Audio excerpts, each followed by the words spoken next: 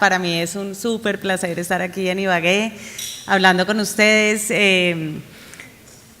Bueno, vine anoche y me voy ahorita, pero siempre para la silla es muy importante poder visitar las regiones, hablar con los estudiantes.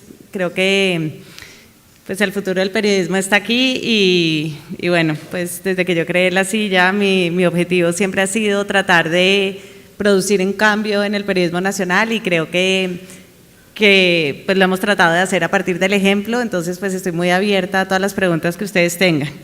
Yo preparé una presentación sobre la ética en la era de la posverdad porque me parece que desde que Trump llegó al poder pues se ha puesto de moda toda la idea de los fake news y de la posverdad y como los colombianos somos tan buenos para heredar los problemas ajenos y distraernos de los propios, pues ahora todo el mundo en Colombia habla de la posverdad y los fake news y se ha vuelto como la obsesión de los periodistas colombianos también, los fake news, y paradójicamente poco reflexionamos sobre lo que no son fake news, sino las que contamos los medios todos los días.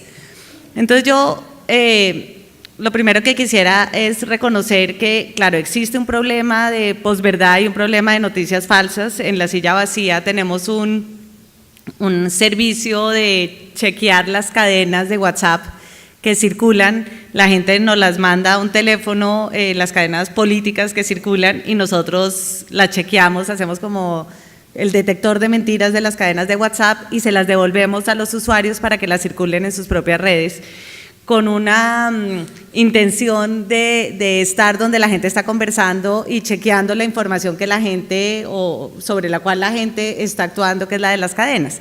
Y lo que nos damos cuenta es que esas cadenas realmente son hechas por profesionales, están súper bien hechas, rara vez son mentiras así estúpidas que cualquier persona se daría cuenta que son mentiras. La mayoría de las veces es una mezcla de cosas que son verdad con cosas que son engañosas, con exageraciones, lo cual hace que sea muy fácil uno pensar que es cierto. Entonces yo reconozco que hay un problema serio de contaminación del discurso público con mentiras hechas profesionalmente y que obviamente en estas elecciones pues aumenta mucho más porque es parte de la guerra sucia que sucede en todas las elecciones y que ahora por el hecho de que exista WhatsApp permiten que esas mentiras además pasen totalmente bajo el radar de los medios, que la gente ni siquiera se entere qué es lo que se está diciendo porque circula como en unos sectores que normalmente tampoco tienen acceso pues, a que los medios se den cuenta que eso es lo que se está hablando. Entonces, el problema de la posverdad existe. Lo que pasa es que yo siento que los periodistas no tenemos tanto control sobre eso. O sea, más allá de lo que nosotros estamos haciendo, me parece que es difícil controlar que eso suceda. La pregunta que a mí me parece que es pertinente para los periodistas es ¿por qué la gente le cree a las cadenas de WhatsApp, a pesar de que los medios tradicionales y los medios digitales y los medios en general estamos diciendo otras cosas? Y yo lo que creo es que hay una fractura total en la confianza con los medios tradicionales de comunicación. Cuando uno ve la encuesta Gallup, que lleva midiéndose desde hace más de 15 años, la confianza en los medios de comunicación, o sea, siempre los medios salíamos como al lado del ejército y de la iglesia, ¿no? Como 80% de confianza. Hoy en día, la desconfianza ante los medios de comunicación es un poquito mayor que la confianza en los medios de comunicación. Y eso es algo que, a mi modo de ver, es lo más grave que le puede pasar al periodismo nacional. Y curiosamente, ningún director de medio, ningún foro, nadie está hablando de eso, ¿no? O sea, ¿por qué los medios tradicionales y los medios en general hemos perdido la confianza de la audiencia? ¿Sí? Yo creo que ese debería ser el problema central de reflexión más que el de la posverdad. O sea, entiendo que el de la posverdad es un problema, pero incluso ahorita a raíz de lo de Trump han hecho unos estudios, ahorita acaba de salir un estudio muy interesante que muestra que midieron la gente que votó por Trump y midieron la gente que tuvo acceso a esas noticias falsas y se dieron cuenta que esas noticias falsas en realidad tuvieron una influencia muy pequeña en el voto final. O sea, la gente que igual iba a votar por Trump votó con base en información real, mayoritariamente, y no en información falsa. Entonces, incluso el problema, siendo un problema grande, no es tan determinante, creo yo, como el problema de una desconfianza profunda en los medios. Entonces yo preparé mi charla sobre cómo creo yo que se puede mantener y fortalecer la confianza de la audiencia en los medios, que yo creo que hoy en día es el problema ético por excelencia que los medios tenemos que resolver, ¿no? Porque creo que los medios tenemos que reconocer que existe esa desconfianza, no lavarnos las manos diciendo que es un problema de la posverdad, no, es un problema de la verdad a medias que llevan contando los medios durante décadas, y de la falta de transparencia y de la falta de rigor técnico, de la falta de conocimiento, de la falta de contexto, que creo que ha hecho que cuando ustedes lean el medio local o lean El Tiempo o lean Semana, como que sientan que no les están contando toda la verdad, ¿no? O que no entienden lo que les están contando, o que su realidad no se ve reflejada ahí, ¿no? El otro día estábamos en una reunión de directores de medios hablando de la posverdad, y yo les decía a los otros directores, pues a mí me parece que es que uno, o sea, una cosa es que uno puede decir mentiras, no creo que los medios digan mentiras, aunque también las dicen, pero poquitas, pero el problema es que no dicen toda la verdad, y la primera mentira que dicen es que son medios nacionales, cuando en realidad son medios bogotanos que se transmiten en todas las regiones, ¿no? Yo estaba el otro día en Tumaco, almorzando ahí en un restaurante, un corrientazo con la gente ahí, y el noticiero, o sea, Caracol se la pasó por ahí 15 minutos transmitiendo cámaras de seguridad en Bogotá, ¿no? Atracos en las cámaras de seguridad de Bogotá, pues puras cámaras en la calle, y yo decía, pucha, ¿qué pensará esta gente en Tumaco viendo este noticiero? O sea, ¿qué les importa el tema de la seguridad en Bogotá a la gente en Tumaco? ¿No? O sea, creo que esa distancia y falta de empatía con las regiones, pues es la primera mentira que dicen los medios nacionales, que de nacionales no tienen nada, ¿no? Entonces yo creo que esa es como más la reflexión que nosotros deberíamos estar haciendo, y pues voy a hablar más a partir de la experiencia de La Silla, de cómo nosotros tratamos de mantener esa confianza que sentimos que es el principal activo que tenemos, dado que no tenemos un grupo económico detrás, no tenemos un grupo político, o sea, no tenemos ni un backup político ni económico detrás, entonces lo único que respalda La Silla es la credibilidad que logremos construir. Y yo creo que en general, para ser periodista o tener un medio, lo más importante es tener la confianza de la audiencia, tener la confianza de la sala de redacción en su jefe, porque creo que cuando uno es periodista, si uno no tiene la certeza de que su jefe va a salir a respaldarlo, pues uno se muere del susto, ¿no? Y si siente que su jefe en realidad está haciéndole favores a los amigos, o que trata a los amigos de una manera y al señor alcalde de Caparrapí de otra manera, pues uno pierde la confianza en su jefe y la confianza en sí mismo, que me parece que es una confianza muy importante, sobre todo la capacidad de uno poder escribir una historia contra alguien y podérselo encontrar en la calle a las 2 horas, mirarlo a la cara, a los ojos, y sentir que uno fue justo y que su historia lo respalda a uno. Entonces, pues sobre eso es la charla. Entonces, yo voy a hablar de 5 valores que para La Silla Vacía son fundamentales y voy a explicar cómo los aplicamos. El primer valor es la transparencia. Marshall McLuhan, que me imagino que ustedes lo han estudiado mucho, decía que el medio es el mensaje, ¿no? Y yo creo que entender la característica del medio en el que uno trabaja es fundamental, ¿no? A mí me da la impresión que en la televisión todo es un montaje, ¿no? Cuando yo voy a hacer una entrevista en televisión o algo, pues todo es un poquito de mentiras, ¿no? O sea, lo maquillan a uno una cantidad, está pues el escenario divino de frente, pero detrás uno ve los palos y sabe que eso es puro de cartón, todo es mentiras. En Internet, por el contrario, es un medio traslúcido, o sea, es un medio completamente transparente.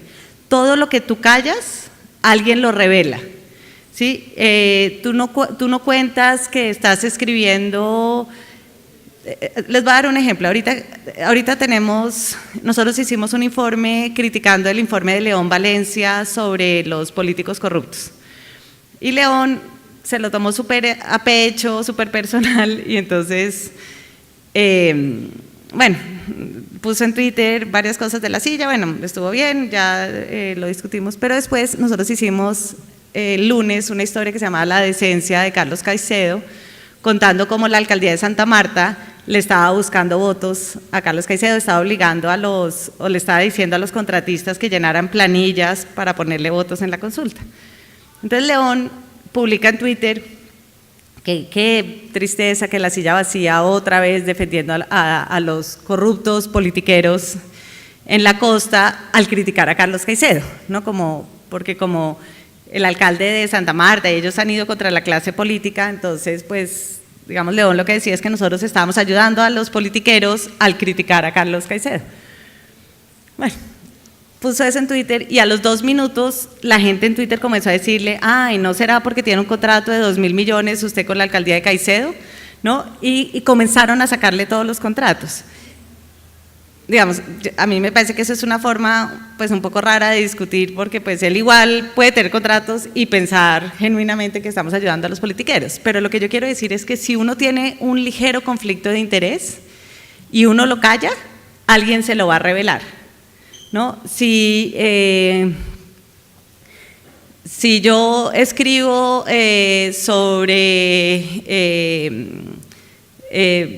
Alfonso Cano y no cuento que yo lo maté 6 meses antes de tiempo y me equivoqué, alguien me lo va a recordar, ¿no? O sea, es como todo lo que uno calle, alguien lo revela.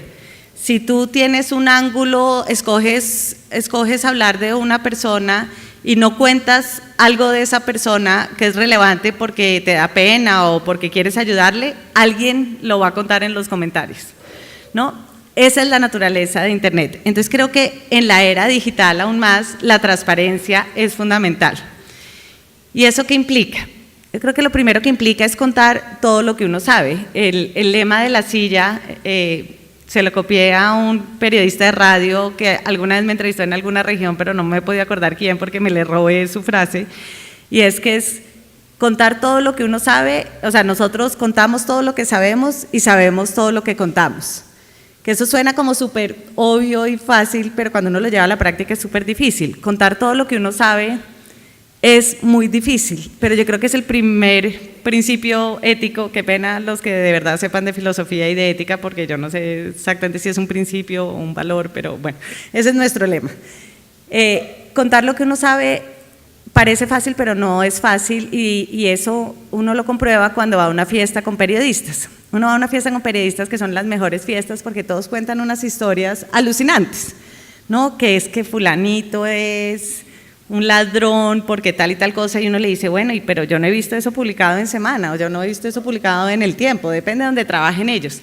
Ah, no, es que eso no lo pude contar porque o es el amigo de no sé quién, o en realidad no tiene ninguna prueba y están cañando, ¿no? En la silla, yo le digo y está en el contrato, una de las razones para despedir a un periodista es si yo me entero que en una fiesta dijeron algo que no han publicado, ¿no? Porque si lo saben y no lo han publicado, pues me parece que es una cobardía. Y si no lo saben y lo están contando, pues es un irrespeto, porque pues si uno no tiene pruebas, uno no debe estar diciendo en una visita lo que no sabe. Entonces creo que contar todo lo que uno sabe es muy importante. No es fácil, a mí me ha tocado, o sea, y no es fácil porque a veces uno tiene una fuente que uno aprecia muchísimo, que le da datos, que es un bacán, y de pronto tú descubres que además de ser un bacán, es corrupto. Y como que uno de verdad quisiera no haberse enterado de eso. Porque una vez que te enteras, pues lo tienes que contar y no solo acabó la fuente, sino una persona que tú le tenías aprecio. Entonces, contar todo lo que uno sabe creo que es el primer acto de transparencia. El segundo es revelar las costuras de la reportería. García Márquez decía que que cuando uno lee una historia que le gusta, uno debería voltear la historia y ver las costuras, ver cómo está hecho.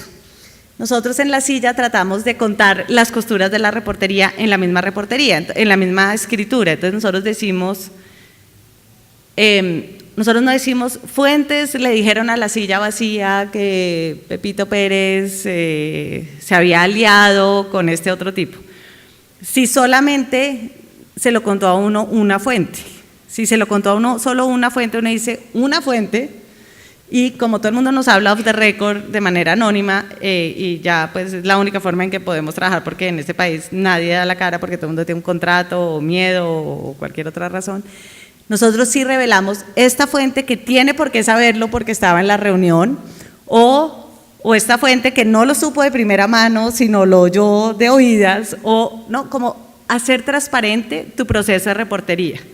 Y no esconderlo detrás de él, fuentes le dijeron a uno, entonces creo que mostrar, o también decimos sobre esto, lo confirmamos con 3 fuentes diferentes que estuvieron en la reunión, o sea que tenemos la certeza que sucedió, pero sobre este punto específico no tenemos certeza de que fue así porque no lo pudimos corroborar con nadie más. Entonces, hacer evidente realmente tu proceso. Y cuarto, revelar los conflictos de interés. Y yo creo que eso tampoco es totalmente fácil, pero yo creo que eso es muy importante. Mi papá es socio de una empresa y estábamos haciendo, Juan Esteban, el subdirector de La Silla, estaba haciendo una historia sobre los donantes de Peñalosa y de pronto estaba haciendo reportería y me dice como, no, esta empresa, que él sabe que mi papá es socio, que se llama Koala, le donó plata a Peñalosa, y yo era como, no, o sea, ¿por qué? ¿Por qué en este momento que ahora van a pensar que, pues la gente va a pensar que entonces La Silla es sesgada? Bueno, digamos a Juanes nunca se le ocurrió no contar que esa empresa, mi papá era socio, así fuera minoritario. Si nosotros no contamos ese dato, alguien lo va a revelar. Mi papá ni siquiera sabía que le habían donado plata a Peñalosa, pues yo lo llamé y él como, no, pues esto nunca pasó por la Junta, o sea, ni idea. Pero pues igual lo teníamos que contar, ¿no? Cuando sucedió lo de los Panama Papers, yo no me había enterado para nada y de hecho íbamos a hacer una historia y el periodista que lo investigó me dijo el día anterior como, oye, pero es que tú apareces en los Panama Papers. Yo, o sea, no, y de pronto yo, claro, llama a mi papá y él era como, ah, sí, tenemos una empresa en Panamá. Y yo, ¿en serio? Y yo como, por favor, prométeme que esta cosa está declarada, ¿no? Afortunadamente, pues todo estaba declarado en regla, pero yo dije, o sea, realmente fue uno de los días más angustiosos. Entonces yo dije, bueno, si vamos a comenzar, es imposible evitar el tema de los Panama Papers en Colombia. Creo que La Silla se tiene que meter en ese tema. Entonces, pues yo escribí un blog el día anterior diciendo como yo estoy en los Panama Papers y pues puse mi declaración de renta donde estaba declarada la empresa, expliqué qué hacía, mostré que había pagado impuestos sobre eso y yo creo que esos actos de transparencia son los que construyen confianza, ¿no? O sea, nadie puede evitar tener un conflicto de interés, pero toca revelarlo porque si tú no lo revelas, alguien lo va a revelar, ¿no? Entonces creo que eso, como se darán cuenta con estos ejemplos, no es fácil llevarlo a la práctica, pero creo que si no lo llevas a la práctica, eso te genera una desconfianza de la audiencia y creo que eso es pues, lo peor que te puede pasar. El otro valor que nosotros tenemos en La Silla es la pertinencia, o sea, hacer un periodismo que sirva, ¿sí? Un periodismo que no le haga a la gente perder el tiempo. ¿Y eso qué implica? Lo primero que eso implica, yo creo, es conocer a la audiencia. Esto en La Silla no lo hacemos tan bien, creo que eso es un área donde a nosotros nos falta mucho conocimiento, porque hoy en día en Internet tú puedes conocer a la audiencia a unos niveles impresionantes. Tú puedes saber exactamente si te leen a las 5 de la mañana o a las 11 de la noche.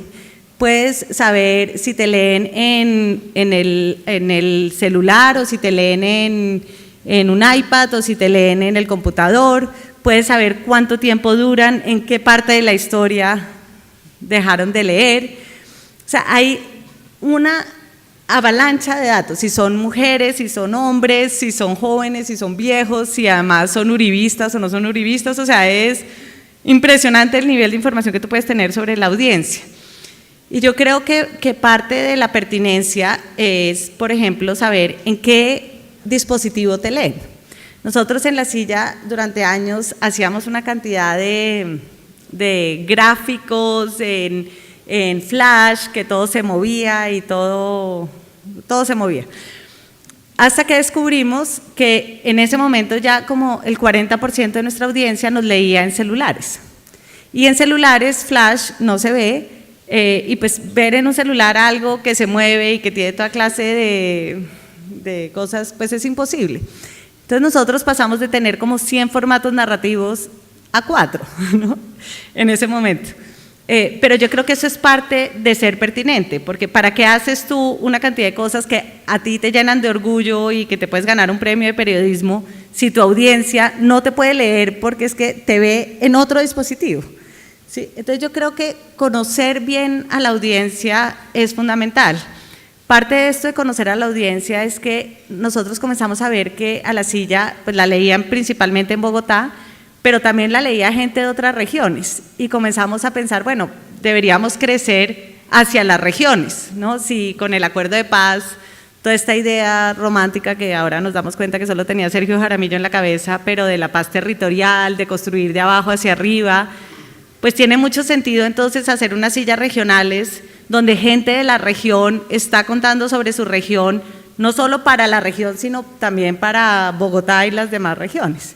Sí, parte de ser pertinente es entender eso y comenzar a tratar de buscar, bueno, ¿cuál es la información que necesita mi audiencia y en dónde está mi audiencia y qué tipo de audiencia es? Creo que ser pertinente también es innovar en los formatos narrativos. Cuando yo quería crear La Silla, mi primo, que tenía 25 años en ese momento y es un súper ingeniero de sistemas, yo le dije, Nico, ven, ayúdame a pensar pues cómo debo diseñar la silla. Y él me decía, mira, si haces una silla vacía donde la gente no pueda hacer como mínimo lo que hace en Facebook, estás muerta. ¿No? O sea, porque es que la gente joven ya se la pasa todo el día en Facebook, está acostumbrada a compartir artículos, está acostumbrada a escribir, está acostumbrada a subir fotos. Si tú creas un medio en donde la gente pueda hacer una décima parte de eso, pues ninguno de ustedes va a leer La Silla vacía, o sea, como qué pereza, ¿no? Entonces, creo que entender cómo consume información la gente que tú quieres que te lea, pues es fundamental para no darles menos de lo que ya pueden hacer. Y nosotros pues tratamos de hacer varias cosas en ese sentido que les quería mostrar. Por ejemplo, hicimos esta página de lecciones con el tarjetón, entonces uno puede filtrar, lo que hicimos fue investigar a 1000 candidatos que creemos que tienen alguna opción, hay 4000, pero escogimos los 1000 candidatos que creemos que tienen más opción. Entonces voy a buscarles… vamos a ver, Tolima, ¿dónde está? Ahora, típico que no va a estar acá. Entonces uno busca Tolima y quiero que sea mujer y quiero que tenga entre 25 y 40 años y que no tenga ni líos ni cuestionamientos. Entonces aplicar. Solo hay una persona, quedó fácil. Erika María Ramos Dávila, es más de centro derecha. La última votación del 2014 sacó 4000 votos y pues no estaba en el Congreso, entonces no pudo votar ninguna de esas, y aquí está su biografía y ahí te cuenta quién es, ¿no? Entonces este tipo de formatos narrativos yo creo que pues para ustedes son mucho más divertidos de leer que una historia larga. Tenemos otro especial, bueno, voy a mostrarles este. Hicimos una cosa sobre cuotas políticas en las regiones, porque pues como ustedes saben, parte del poder de Santos pues lo ha ejercido a partir de Santos y de todos los presidentes anteriores, a partir de dar cuotas, dar entidades. Entonces, por ejemplo, si uno ve bienestar familiar, como de quien, bueno, este no tenía jefe, no tiene padrino porque Cristina Plazas no le puso padrino increíblemente a las entidades, a muchas entidades. Pero uno puede saber aquí, Espera que me quedé en el... Vamos a filtrar por departamento. No sé si ahí está Tolima, como no tenemos silla regional en Tolima, no. Entonces cojamos Atlántico. Entonces uno sabe, padrino José David Name, ¿no? Entonces ahí te dice, bueno, tiene la CRA, cuántos millones maneja, si uno quiere ver como por presupuesto, aquí está el presupuesto de las entidades, cada entidad cuánto presupuesto maneja por entidad. Y si uno quiere ver, y tú puedes filtrar también por partido, puedes filtrar, entonces aquí es donde uno ve las entidades, ¿sí? Entonces el bienestar familiar te dice aquí, es que esta pantalla está muy chiquita, pero te dice el bienestar familiar y lo tiene Cambio Radical, ¿no? O sea, te va mostrando las entidades cuáles son. Entonces son formatos narrativos que están mucho más acorde con lo que ustedes están acostumbrados a consumir en otras cosas que los medios. Yo creo que muchas veces los medios nos hemos quedado por un asunto de pereza y un asunto económico en simplemente trasladar el formato del impreso y subirlo a internet, que era un poco lo que hacía la gente cuando se inventó la televisión, que se sentaba, venían de radio y se sentaban enfrente de la pantalla a leer lo que ya hacían en radio, hasta que descubrieron como no, la televisión es un formato visual y toca comenzar a hacer otras cosas. Todavía siento que en Colombia, incluida la silla vacía, estamos haciendo lo mismo en el impreso, ¿no? O sea, como subir el papel a internet, pero no aprovechar esos recursos narrativos que son tan chéveres. Creo que parte de ser pertinente es resistir la tentación de los anzuelos. Hay en inglés se llama clickbait, y como en internet es tan fácil tener un indicador de éxito que son las vistas. Si uno tiene, o sea, yo siempre he pensado que en la vida lo más importante son los indicadores de éxito que te pongas, ¿no? Si tu indicador de éxito es ser rico, pues seguramente orientas tu vida a ser millonario. O si tu indicador de éxito es ser lindo, pues te pasas horas enfrente del espejo comprando ropa. Y si tu indicador es ser famoso, pues uno hace lo que tenga que hacer para ser famoso, ¿cierto? Creo que definir bien esos indicadores cuando uno está de la edad de ustedes es fundamental para la vida, ¿no? Porque uno orienta su vida alrededor de esos indicadores consciente o inconscientemente. Creo que en un medio de comunicación es lo mismo. Si tú decides que tu indicador de éxito va a ser el tráfico, pues hay unas fórmulas para conseguir tráfico, ¿no? O sea, si tú pones a los Kardashian, o si eres un medio como La Silla Vacía, retratas todas las peleas, ¿no? Que Piedad se peleó con el procurador, y pues pones a Uribe y a Petro un día sí y al otro día también. Eso te garantiza un tráfico fenomenal, porque obviamente estos son personajes que generan tal polarización que vas a tener tráfico, ¿no? Pero si tú haces eso, pues puede ser que estés dejando por fuera historias que son completamente pertinentes sobre las víctimas, sobre el posconflicto, que realmente a muy poquita gente le importan, ¿no?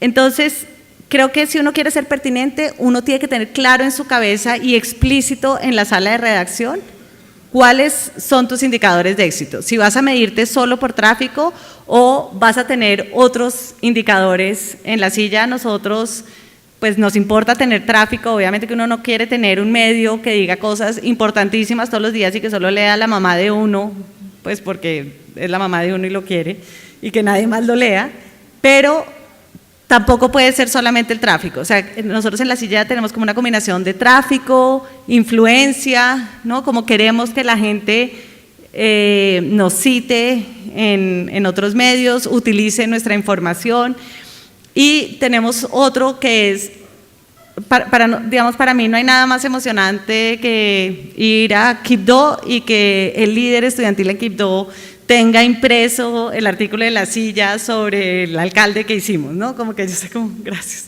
No, o sea, para mí personalmente un indicador de éxito mío es oír a gente que lee La Silla Vacía teniendo una discusión política o sobre compleja, ¿no? O sea, que ni diga que chévere que llegue Timochenko a echarle piedra, ni que diga que Petro es un castrochavista, ni que diga que Uribe es un violador, o sea, sin tener como las complejidades de los temas, ¿no? O sea, para mí ese es como mi mayor indicador de éxito, pero yo creo que es difícil resistir la tentación del tráfico, porque es como una droga ver como, uy, llevamos 20.000 vistas en esta historia, ¿no? Y quieres repetirlo al día siguiente. Entonces, creo que hay que resistir eso y eso implica cierta disciplina. Hay toda una discusión ética si uno debe dejar que sus historias estén guiadas por los algoritmos, ¿no? Yo tenía ahorita una discusión, una de las personas a las que yo más le he aprendido de internet es Jean-François Fogiel, que es un francés maravilloso que creó lemonde.com y como 100 otros sites. Y él me decía como, o sea, ¿te vas a meter en lo de los algoritmos o no? Y yo como que siento que es un dilema ético porque ¿qué es lo que hacen ellos allá, por ejemplo? Ellos titulan una historia y la prueban al aire, o sea, la prueban al aire. Si la historia no gana tracción rápidamente en vistas, a una gente le dan un titular y a otra gente le dan otro titular. Y el titular que tenga más tráfico, se lo cambian y dejan ese titular, ¿no? Si ven que la gente está leyendo más X historia, la suben abriendo el sitio y bajan las que tienen menos tráfico. O sea, es como que el periodista o el editor cede y renuncia a una priorización de la información en la página, ¿no? Y a él le parecía como, o sea, la audiencia es rey, la audiencia decide qué es lo que necesita, qué es lo que importa y qué es lo que es pertinente para ellos, ¿no? Delega eso en un algoritmo, eso no lo tienes que hacer tú, pero eso implica toda una decisión ética en la sala de redacción, ¿no? Pues en la silla no tenemos plata para tener el ingeniero que logre leer los algoritmos, entonces pues todavía no estoy enfrentada al dilema, pero ese es un dilema que es clave y que tiene que ver con la pertinencia. Y por último, creo que es entender que el medio no es de uno, o sea, que tú lo decías en tu presentación, digamos, La Silla Vacía es una SAS, es una empresa privada, con ánimo de lucro, pero sin lucro, o sea, nunca hemos tenido utilidades, pero yo soy la accionista mayoritaria y mis papás son, digamos, es mío. Y aún así, yo siento cada vez que es menos mío, ¿sí? Si yo hoy quisiera cerrar La Silla Vacía, sería muy difícil, porque hay miles de usuarios que sienten que La Silla Vacía es de ellos, ¿no? Nosotros cada vez que hacemos un rediseño y cambiamos los colores, bueno, yo me tengo que preparar psicológicamente porque la reacción es visceral, ¿no? O sea, de verdad la vez pasada que le cambiamos el color, hubo una usuaria que dijo, no, voy a comenzar a recolectar firmas para que devuelvan el color naranja a la silla. Yo decía como, Dios mío, pero eso no tiene que ser tan democrático, o sea, como…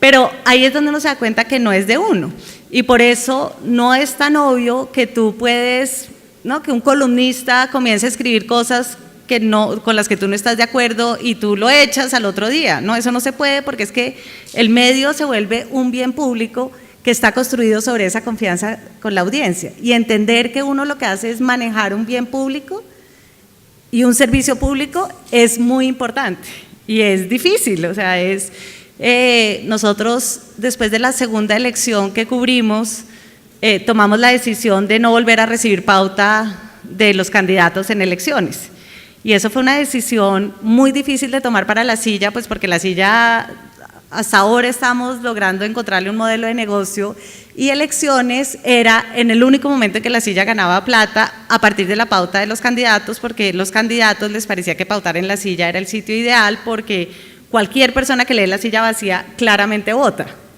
¿no? O sea, difícilmente tú lees La Silla y no votas. Entonces los candidatos en elecciones nos buscaban para pautar, entonces realmente solo ganábamos plata en esos 3 meses. Y los usuarios la segunda vez comenzaron a mandarnos mails diciendo como, oiga, pues yo no entiendo por qué, o sea, usted está haciendo esta historia es porque recibe pauta, y pues nosotros obviamente que no, pero muchas veces la confianza se construye no solamente con ser, sino con parecer, ¿no?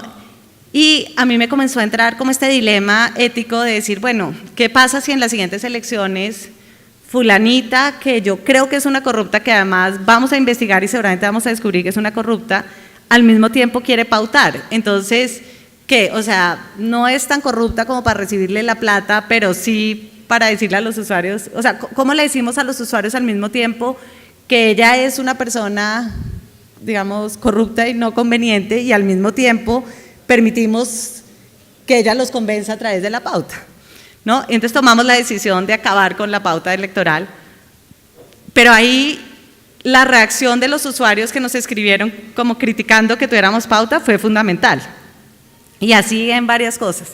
Entonces yo creo que eso de la pertinencia es pues importante. Lo tercero es el respeto. Respetar a la audiencia es difícil. Es difícil porque tiene casi siempre implicaciones económicas. Entonces, por ejemplo, nosotros desde el principio tomamos la decisión de que no íbamos a tener pauta como lo que llaman satelitales, y es que como que tú entras a la página y te aparece un banner encima del texto.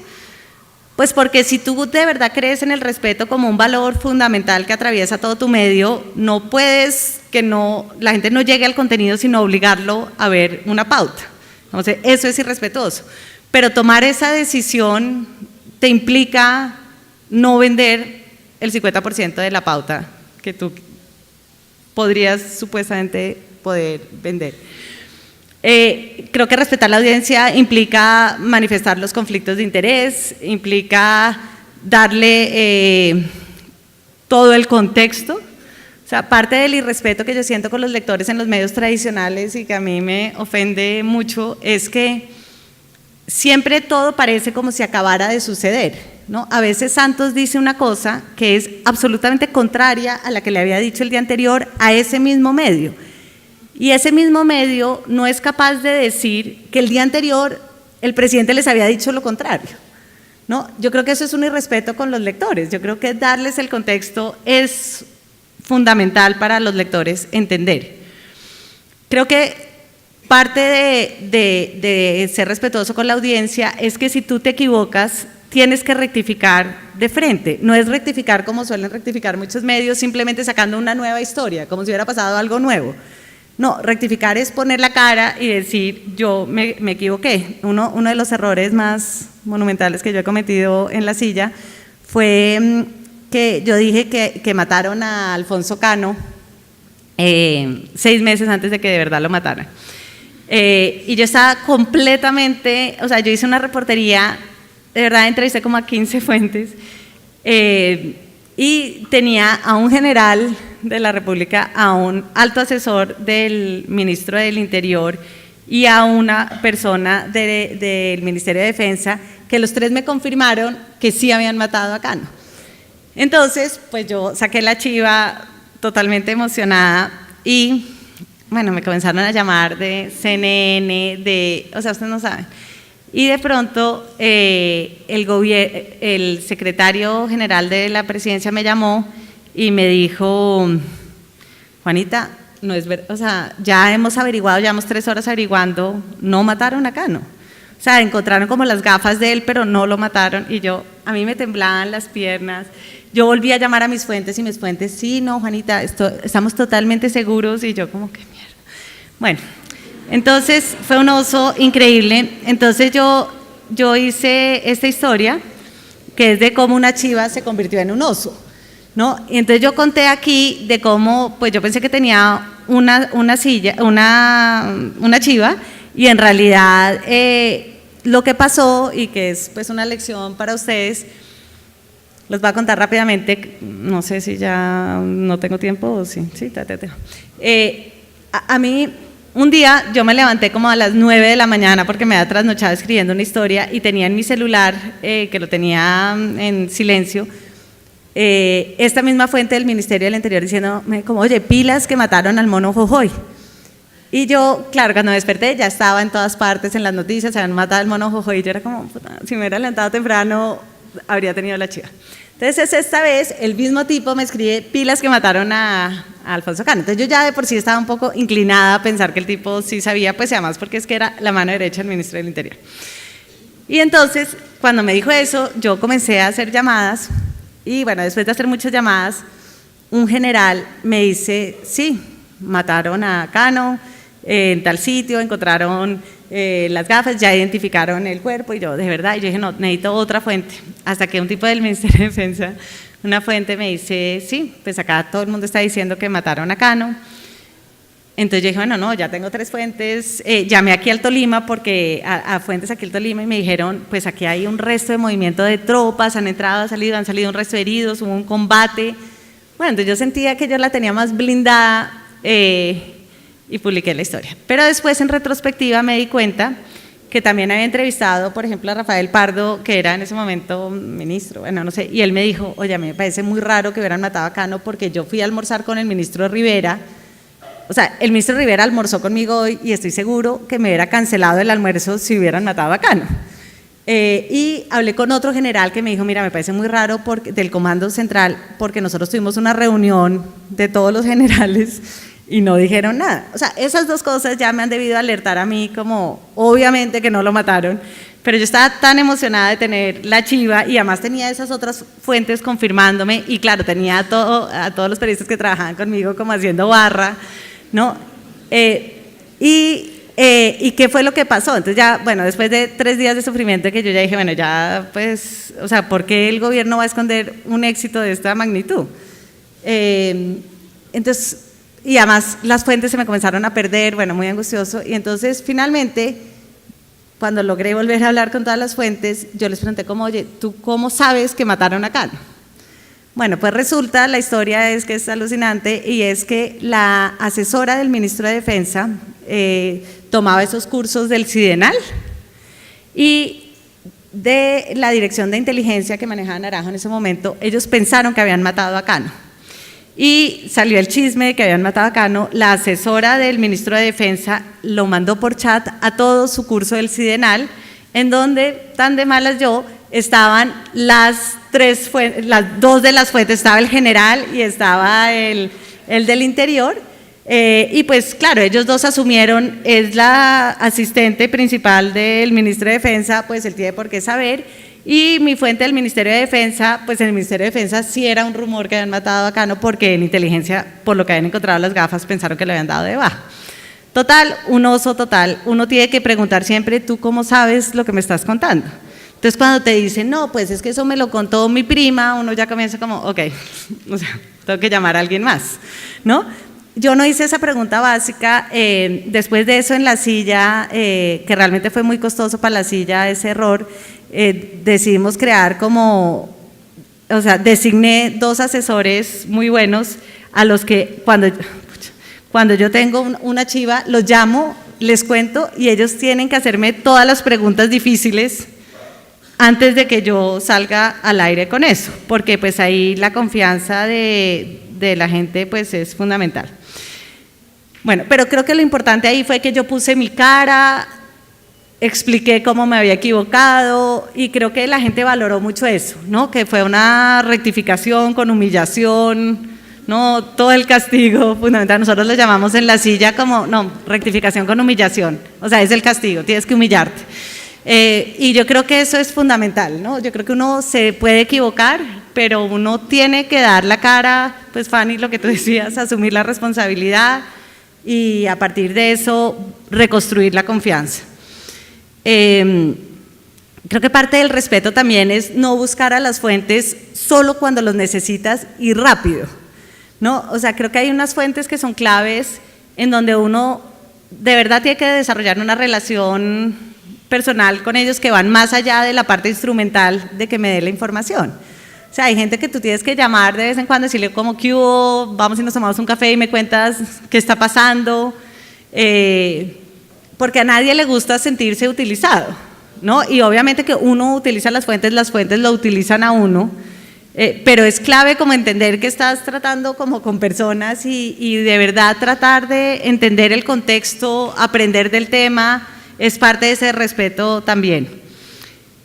Otro principio básico es contarle al perjudicado que uno va a escribir sobre él, No, a veces los periodistas, como les da pena escribir mal sobre alguien, le hacen creer cuando le están entrevistando que la historia va a ser chévere y pum, la publica uno y la persona dice como no joda, o sea, me siento totalmente traicionada. En La Silla nosotros tenemos la política de que incluso le mandamos por WhatsApp como, oye, tengo una información que te perjudica mucho, necesito hablar contigo para oír tu punto de vista. Y es clave que cuando la persona te da su versión, uno haga todo el esfuerzo posible de encontrar su mejor argumento, ¿no? Si te dicen algo, o sea, porque ¿cuál es la inercia de uno o cuál es lo uno? Uno tiene toda la historia, tiene los papeles, tiene los documentos y sabe que el tipo es un cafre. Y uno lo llama 10 minutos antes de publicar para después poner, lo buscamos y no nos quiso hablar, o lo buscamos y dijo que era una persecución política, punto. De verdad no hay un esfuerzo como de incorporar el mejor argumento de esa persona. A veces la persona te dice como, mira, yo no estuve ahí, no sé qué, entonces pues toca ir, comprobar que no estuvo ahí, y pues seguramente le está diciendo no mentiras y entonces pues uno lo pone, pero sí realmente darle el beneficio de la duda. Y si el tipo no quiere hablar con uno, tratar de buscar a la esposa o al amigo, o sea, hacer de lo más diligente para poder tener el punto de vista de, digamos, la defensa del otro. Y aquí parte del respeto es el otro lado de nuestra frase y es contar todo lo que uno no solo contar todo lo que uno sabe, que lo puse mal, sino saber todo lo que uno cuenta. O sea, saber lo que uno cuenta es que un mínimo acto de respeto es que si uno va a entrevistar a una fuente sobre un libro, pues leas el libro, ¿no? Cuando yo publiqué un libro, era impresionante el número de periodistas que eran como, bueno, cuéntame de qué es tu libro. No, pues léetelo. No, pues claro, yo era feliz cuando me preguntaban, dime de qué es tu libro, porque entonces pues yo ya en ese instante estaba dominando al entrevistado, porque le contaba lo que yo quería de mi libro y pues la historia que salía era mi punto de vista sobre el libro y es que era maravilloso, ¿no? O sea, creo que parte del respeto es que si tú vas a entrevistar a un autor sobre un libro, te lees el libro antes y desde ahí arranca la entrevista. No arranca para que tú le cuentes de qué se trata tu libro, ni para que tú le cuentes quién eres tú. O sea, un poquito de Google antes no le hace daño a nadie y comienza tu entrevista mucho mejor, pero además la fuente se da cuenta de que tú no eres un ignorante que puede controlar, ¿no? Que puede dominar, sino que tú ya tienes un contexto del cual arrancar. Y saber lo que tú estás contando implica que si estás en Tolima haciendo una historia, pues por lo menos ubícalo en un mapa, ¿no? Tienes que saber si es de tierra caliente o tierra fría, o sea, cosas básicas que parecen muy básicas, pero que no lo sabes. Leer el contexto, saber con quién estás hablando, creo que es fundamental. Hacer reportería en contra de los prejuicios es que todos tenemos una posición previa sobre todos los temas. Entonces, claro, hay unos temas en que son obvios. Yo tengo una posición sobre si estoy de acuerdo con que el aborto se dé en los casos excepcionales. Todos más o menos tenemos una posición frente a eso. Pero en realidad tenemos una posición frente a todo. Tenemos una posición frente a si el procurador Ordóñez fue corrupto o fue una injusticia que lo destituyeran, sobre si Petro es castrochavista o no es castrochavista. Todos tenemos una posición frente a eso sin ser muy consciente.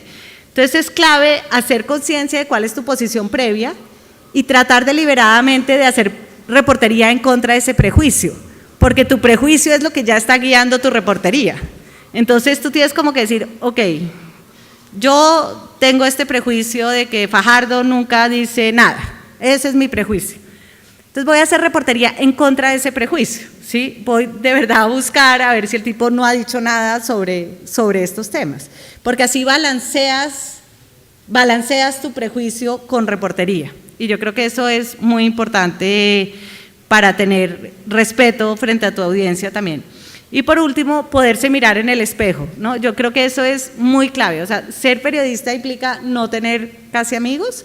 Cuando yo estaba en Colombia, una vez conocí a Carl Bernstein, que había hecho pues toda esta investigación de Watergate. Un tipo un poco mamón a mi modo de ver en ese momento. Y entonces yo le pregunté, me tocó sentada al lado a almorzar con él. Y entonces yo le pregunté como, bueno, ¿cómo hago para ser como tú cuando grande? ¿No? Y entonces me dijo, no tengas amigos. Y siguió comiendo y nunca me volvió a dirigir la palabra. Y yo como que, no tengas amigos, de que man tan radical, ¿no? Y con el tiempo, pues me he dado cuenta que es un buen consejo. Obviamente, pues uno puede tener muchos amigos, pero si son poderosos, tienes que estar dispuesto a perderlos. Y en la silla, digamos, los poquitos amigos poderosos que yo tenía, en realidad ya los perdí, porque la gente, de verdad la gente no espera que tú seas independiente frente a ellos. Entonces, cuando lo eres, pues ya no te quieren. Entonces, creo que estar dispuesto a que lo dejen de querer a uno es muy importante, pero aún así es clave que tú los puedas seguir mirando a los ojos, ¿no? A tus amigos y a tus que no eran amigos en todo caso. O sea, como que uno escribe una historia y después se lo encuentra, y si la persona está brava, pues es su problema, pero como que tú tienes que estar tranquila de que tú sí fuiste justo con esa persona, que sí le diste la oportunidad de defenderse, que sí hiciste toda la reportería, de que no te basaste en unos rumores. O sea, creo que eso es muy… O sea, seguir siendo una buena persona me parece que es algo que siempre es más chévere. El cuarto principio es la creatividad. Yo creo que innovar en lo narrativo es fundamental. Ahí pues les mostré 2 ejemplos. En la silla estamos en un proceso que es muy difícil y es pasar de la historia al dato.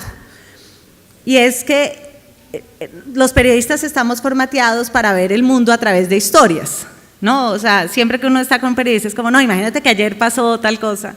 O sea, así como los abogados ven al mundo a través de problemas jurídicos, los periodistas vemos al mundo a través de historias. Yo creo que con Internet eso comienza a cambiar, porque los usuarios… Ustedes cuando buscan algo en Internet, en Google, ustedes no están buscando como, cuéntame una historia, ustedes están buscando como, ¿qué dijo Vargas Lleras? Sí, el coscorrón de Vargas Lleras. La gente busca coscorrón Vargas Lleras, ¿cierto? O sea, buscan el dato. Entonces, no es como que lleguen a ver una página de Internet a ver qué me cuentas, ¿no? El 40% o en algunos medios el 70% del tráfico llega es por Google, o por Facebook, o por Twitter. No llega por la primera página. O sea, la gente ya renunció a la primera página. La gente llega por recomendaciones de los amigos o llega directamente por búsquedas en Google. Eso hace, a mi modo de ver, que la unidad básica del periodismo deja de ser la historia y se convierte en el dato. Eso implica una súper transformación mental para nosotros los periodistas, ¿no? ¿Cómo comenzamos a contar historias cuando sabemos que la forma como la gente llega es de la búsqueda de datos y no de historias? Eso en la silla implica comenzar a hacer cosas como el tarjetón que les mostré. Sí, ahí están los datos y la gente llega buscando el dato para saber por quién vota y le sale la información así. Creo también que a pesar de que los periodistas somos súper arrogantes y pensamos que los memes son una pendejada, por lo menos yo estoy realmente en un proceso de ver cómo puedo aprender de los memes, porque ese es realmente el formato narrativo de Internet, ¿no? Entonces nosotros, pues no sé si alguno ha visto la mesa de centro de la silla, les voy a mostrar. Yo creo que el futuro de Internet bueno, aquí sale la silla de un descuadrado increíble, pero este es como nuestro nuevo experimento narrativo, se llama mesa de centro. Y pues les voy a mostrar uno que… ¿Qué horas son? ¿Alguien tiene horas para saber qué tan tarde estoy? ¿Hasta qué horas puedo hablar? ¿Termino en 5 minutos? Bueno, les voy a mostrar esto solamente, que yo creo que es como el nuevo formato narrativo. ¿No tiene sonido? ¿No puedo poner sonido?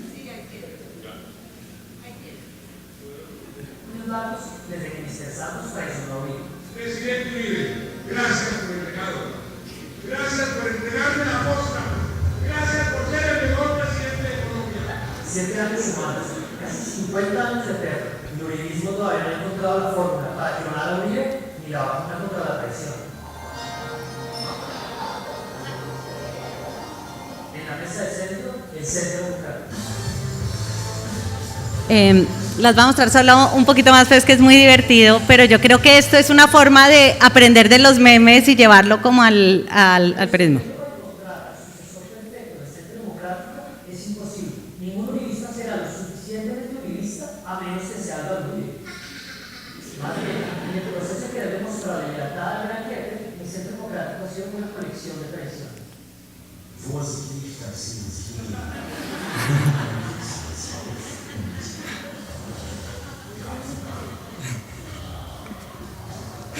Este es el top 5 de beneficios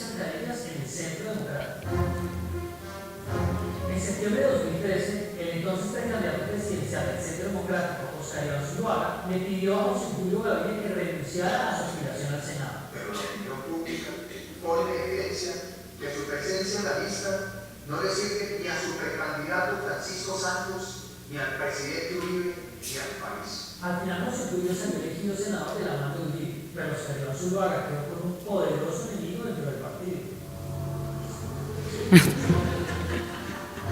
En octubre de 2013, Pacho Santos era el candidato uribista con mayor favorabilidad en las encuestas. La vida le sonreía. El Centro Democrático había decidido escoger a su candidato mediante consulta abierta. Era el mejor escenario posible para Pacho. Pero el uribismo no podía darse el lujo de combatir la traición de un Santos con otro Santos. A pesar de lo poético, era demasiado riesgo. Es uribista, pero no suficientemente uribista. Así que Uribe cambió el mecanismo de selección del candidato por una convención interna del partido. Pacho Santos, que tenía más apoyo afuera que adentro, terminó sacrificado. Y como estaba cantado, el uribismo coronó a su lugar. Doctor Oscar Iván, felicitaciones. Doctor Carlos, felicitaciones. Que Dios lo bendiga en este debate que empieza desde la mejor de las suertes. Más de lo que había pasado, los uribistas que apoyaban a Pacho Santos se declararon en un mes de silencio. Pero Pacho Santos volvió después juicioso y se añadió en la candidatura de su lugar. Todos los van a hacer mucho. Es un hombre independiente y sobre todo preparado. Oscar Iván es un candidato serio, coherente e íntegro.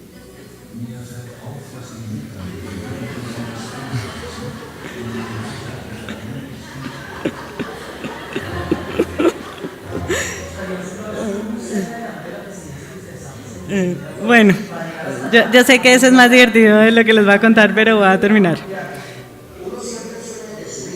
Bueno, sigan viéndolo, los dejo ahí con ganas para que vean la mesa de centro. Pero como ustedes se dan cuenta, obviamente que eso les parece mucho más emocionante que leer una de las historias normales de La Silla Vacía, porque yo creo que es hacia allá que va el formato narrativo. Y por último está el gaming, que es como, ¿cómo haces para que la gente juegue con la información? Nosotros que hacemos estos detectores tenemos, digamos, les voy a dar solo un ejemplo de eso. Aquí que tenemos el detector de mentiras y entonces ponemos la afirmación, la gente tiene que decir si es cierto o no, entonces le sale falso y le sale la información y sigue hasta el final. Eso es parte como de lo que es como aplicar como la lógica de los juegos para tener información.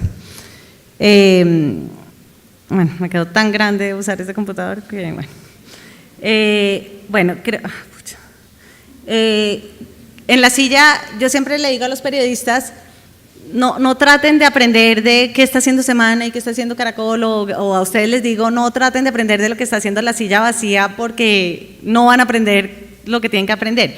Miren más bien qué están haciendo los artistas digitales, qué están haciendo los tecnólogos. Realmente es de ellos que uno tiene que aprender, ¿no? Porque ellos sí están en el futuro, ¿no? Entonces, esos tienen que ser los modelos, los caminos del arte y los caminos de la tecnología, no los caminos del periodista, porque los periodistas vamos años luz detrás de cualquier innovación. Creo que parte de ser creativo es desarrollar otro tipo de relación con la audiencia, ¿no? Que no puede ser. Yo cuando creé La Silla, Alejandro Santos, que pues es amigo mío y era mi jefe, me dijo, mira, lo de los comentarios, eso es como una caneca que uno tiene que tener ahí, pero uno nunca le no levanta la tapa de la caneca porque eso huele horrible. Y yo dije como no, yo no quiero tener en La Silla nada que huela horrible, entonces voy a tener una sección de comentarios en donde o la gente agrega valor o pues no funciona. Y entonces nosotros le contestamos los comentarios a los usuarios, o sea, tenemos un diálogo con ellos y entonces la gente pues se comporta mucho mejor. Yo creo que desarrollar otro tipo de relación con ellos es parte de la creatividad. Y por último, crear un nuevo modelo de negocio. Eso es lo más complicado porque pues no está descifrado, pero en La Silla hemos ido desarrollando un nuevo modelo de negocio. El 50% de nuestros recursos siguen viniendo de cooperación internacional, pero el otro 50% hemos desarrollado varios productos. Uno de ellos es La Silla Académica, y es que tenemos una suscripción con 5 universidades que nos pagan 30 millones de pesos al año y suben las reseñas de los libros que hacen en los temas que escribe La Silla Vacía. Y nosotros escogemos 10 de esos libros a lo largo del año según la coyuntura y lo convertimos en una historia que le agregue valor a la coyuntura. Entonces es una entrevista, entonces pues cuando pasó lo de Claudia Morales le hicimos una entrevista a una profesora de la Javeriana que había escrito todo un paper sobre abuso sexual en las universidades, entonces cómo podría uno aprender, digamos, del Me Too en las universidades para ese caso. A raíz de, pues los abucheos y esto a Timochenko, entrevistamos a un profesor de los Andes que había escrito sobre como la ilusión de la transición en un conflicto.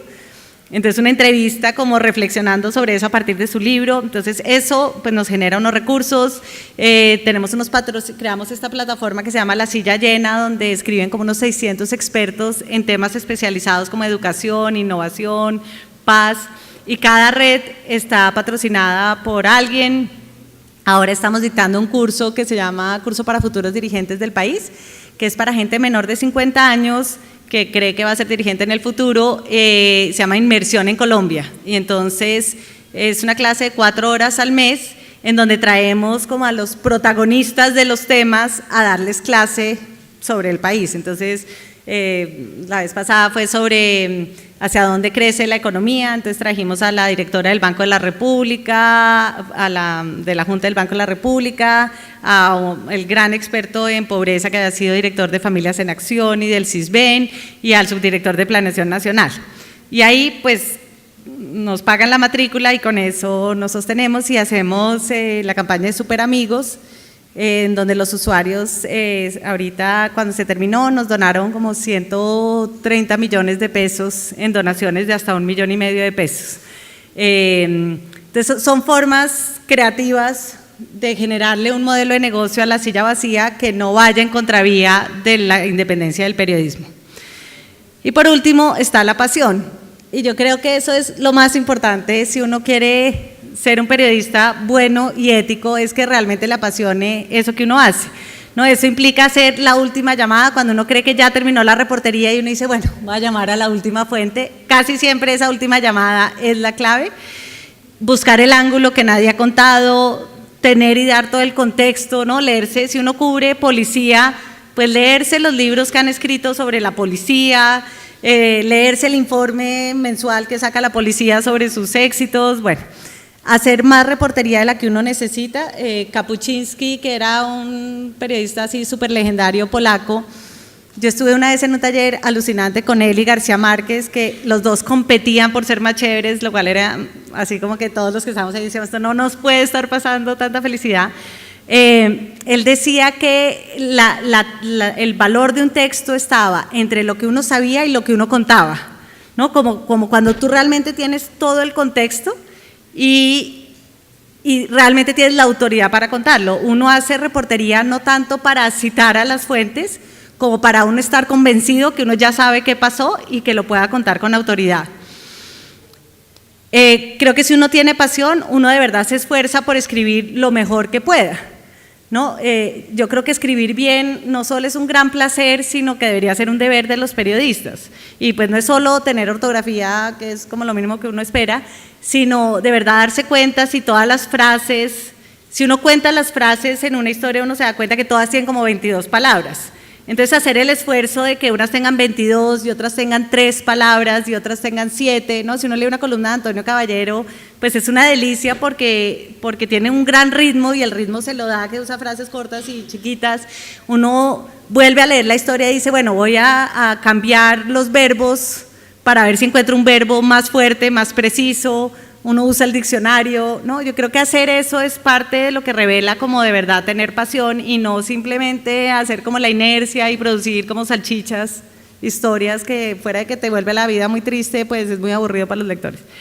Y por último, yo creo que eso implica pues ser muy feliz. Si uno hace pues lo que quiere con pasión, pues la vida de uno es tanto mejor que cuando uno hace algo por ganarse 5 pesos, porque además si uno hace solo algo por un sueldo, hay 1000 otros trabajos que le pagan uno más que ser periodista, no sé, vender Herbalife, o sea, hay, de verdad, ¿no? O sea, yo a veces digo, pucha, pero pues tú para hacer esto, pues vende Herbalife, que te pagan más, trabajas menos, Y yo creo que tener eso siempre presente es fundamental, no solo para el periodismo, sino para la vida de uno. Y bueno, aquí termino y si tienen preguntas, pues las contesto.